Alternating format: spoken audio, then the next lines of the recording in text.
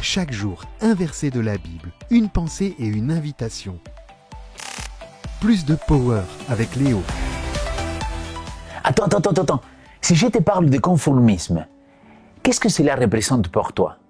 Quand on évoque ces mots, on pense souvent à l'idée de suivre des règles strictes et de se conformer à un ensemble de normes, surtout dans notre vie spirituelle. Mais laisse-moi vous poser une question. Et si la transformation spirituelle était bien plus profonde que de simples règles à suivre? Pour ma part, j'ai dit non au conformisme. Et tu sais pourquoi?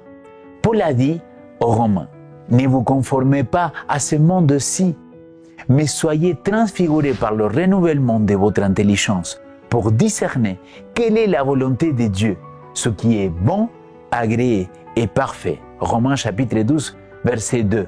En d'autres termes, Paul vous dit ici qu'il ne faut pas suivre aveuglément le modèle du monde, ou d'une communauté, ou même d'une église. Mais il faut permettre à Dieu de transformer notre façon de penser, de ressentir et de vivre. La citation du jour, il nous dit « L'homme des cieux peut être transformé par le renouvellement de l'intelligence, de sorte qu'il puisse discerner quelle est la volonté de Dieu, ce qui est bon, agréable et parfait. » Comment peut-il le discerner? Par le Saint-Esprit, prenant possession de son intelligence, de son esprit, de son cœur et de son caractère. Écoutez bien cette phrase. Un réel travail est accompli par le Saint-Esprit sur le caractère de l'homme et ses fruits sont visibles. De même que le bon arbre porte de bons fruits, de même, l'arbre qui est planté dans le jardin du Seigneur produira de bons fruits pour arriver à la vie éternelle. Les péchés mignons sont vaincus. Les mauvaises pensées ne trouvent plus de place dans la pensée. Les mauvaises habitudes sont évacuées du temple de l'âme. Les tendances, jusqu'alors biaisées dans une fausse direction, retrouvent leur rectitude. Les mauvaises dispositions, comme les mauvais sentiments, sont déracinées. Un saint tempérament et des émotions sanctifiées sont désormais le fruit porté de l'arbre chrétien.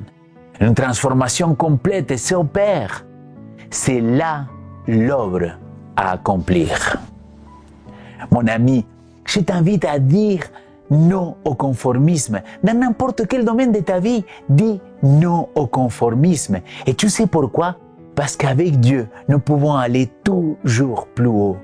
Je t'invite aujourd'hui de permettre le Saint-Esprit de travailler en toi, de renouveler ton intelligence et de le laisser te transformer.